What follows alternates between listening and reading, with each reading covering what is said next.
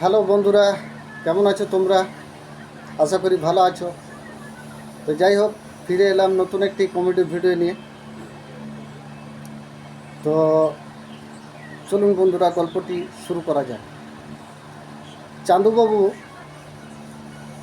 পশু প্রাণীদের খুব ভালোবাসতেন, এই যেমন বিড়াল, কুকুর, হাবিজাবি। তো যাই হোক, তার মধ্যে ওনার সবথেকে প্রিয় ছিল বিড়াল।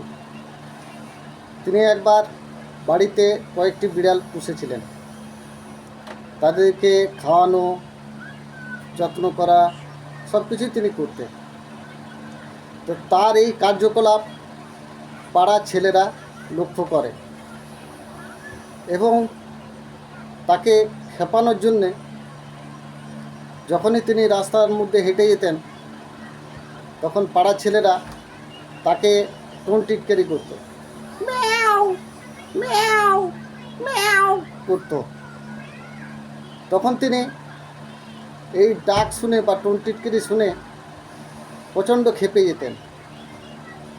এইভাবে দীর্ঘদিন চলার পর তখন তিনি মনে মনে ভাবলেন, এইভাবে যদি আমি চলতে থাকি তাহলে পাড়ার ছেলেরা আমাকে রোজই খেপাবে।